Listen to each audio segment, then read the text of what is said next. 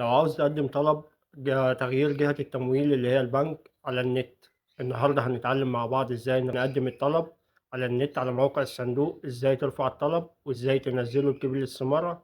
كل ده هنتعلمه النهاردة، لأن في بنوك بعد ما البنك يحول ملفك عليها بترفضك لأسباب كتير. يعني ممكن انت أعمال حرة، في بنوك ما بتقبلش الأعمال الحرة. شغال في مكان بس مش متأمن عليك، عقود موسمية، صاحب محل مثلا وعندك سجل تجاري وبطاقة ضريبية. مش كل البنوك بتقبل الكلام دون، ففي بنوك بترفض. فإذا رفضك البنك لأي سبب من دول أو أي سبب تاني وعاوز تغير جهة التمويل، تابع الشرح معايا للنهاية. وإذا ما اشتركتش في القناة اشترك في القناة وفعل زر الجرس، وإذا كنت مشترك في القناة لايك وشير عشان غيرك يستفيد. ويلا بينا على الشرح. أول حاجة بتخش على موقع الصندوق الإسكان الاجتماعي ودعم التمويل العقاري. بعد ما بتخش عليه بتبدأ تنزل تحت شوية، هتلاقي مركز خدمة المواطنين. هتدوس على مركز خدمة المواطنين، بيقول لك طلبات. هتبدأ تدوس على كلمة طلبات.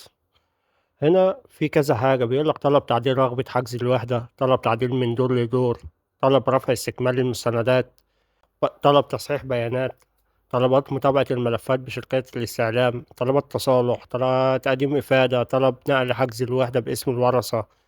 ففي كذا حاجة. احنا اللي يهمنا من ده كله هندوس على طلب رفع واستكمال المستندات. الرقم القومي لصاحب الطلب أو الشريك بالتضامن. هتبدأ تكتب الرقم القومي والباسورد. طب أنت معكش حساب هتعمل إيه؟ هتبدأ تدوس على التسجيل. تمام. عميلنا العزيز، إذا كان قد سبق لك تسجيل بياناتك من قبل برجاء الضغط على دخول، وإذا كنت مستخدم جديد فبرجاء الضغط على تسجيل لإنشاء حساب خاص بك ثم الدخول لتسجيل طلبك. يعني بيقول لك لو انت مثلا معاك حساب هتبدأ تدوس على ايه دخول، كلمة دخول دي. لو انت ما معكش حساب هتبدأ تملى البيانات دي، تكتب الرقم القومي لصاحب الطلب او الشريك بالتضامن، الموبايل لصاحب الطلب او الشريك بالتضامن، وكلمة السر، وتأكد كلمة السر وتدوس تسجيل. تمام. بعد كده بترجع تكتب الايه الرقم القومي الباسورد. تمام.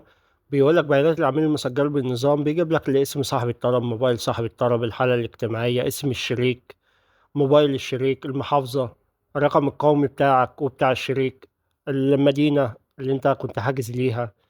فبتبدأ اللي انت تراجع البيانات دي كلها تمام. فبتبدأ تدوس طلب رفع واستكمال المستندات الأساسية، هتدوس عليها. بعد كده بيجيب لك بقى اللي هو طلب رفع استكمال المستندات الأساسية، الإقرار.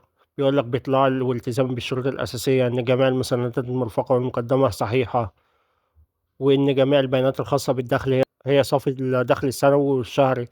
يعني بيديك شوية إقرار كده، هتدوس على كلمة موافق. المستندات الأساسية المطلوب رفعها أو استكمالها.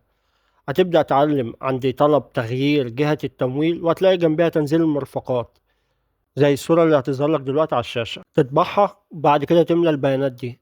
الأقر أنا، وتكتب اسمك، الرقم القومي. بعد كده المتقدم لحجز وحدة سكنية ضمن الإعلان، تكتب الإعلان إن أنا أرغب في تغيير جهة التمويل الخاصة بي من بنك، يعني شوف البنك اللي رفضك إلى البنك اللي هو هيقبلك. بس أهم حاجة إن أنت تروح البنك ده تقول له على حالتك وظروفك، إن عشان ما البنك ده كمان ما يرفضكش وبعد كده تخش في سكة طويلة.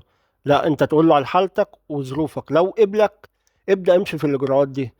يعني أهم حاجة إن أنت تروح للبنك اللي أنت عاوز تغير ليه، ما تغيرش كده من نفسك، لا لازم تروح للبنك وتحكي له ظروفك وحالتك، شوف هيقبلها ولا لا. قبلها هتبدأ تخش بقى وتعمل الخطوات اللي احنا بنعملها.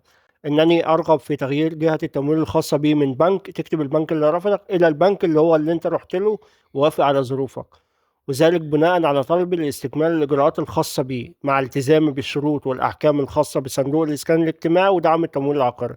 بعد كده بتكتب اسم العميل، اسمك، بعد كده الرقم القومي، تكتب الرقم القومي، بعد كده توقيع العميل، تبدأ تكتب اسمك تاني، وتاريخ الطلب اللي هو التاريخ اللي انت هترفع فيه المستند.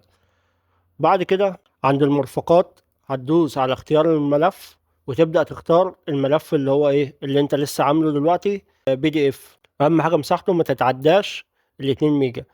وتبدأ تعلم على طلب تغيير جهة التمويل، وتكتب تحت في محتوى طلب العميل، تكتب في محتوى طلب العميل أرجو تغيير جهة التمويل من البنك مثلا اللي انت رفضك إلى البنك الكذا اللي هو اللي انت رحت له، وفي المرفقات تكتب الملف الPDF باسمك رباعي وتبدأ ترفعه، وبعد كده بتدوس على كلمة إرسال.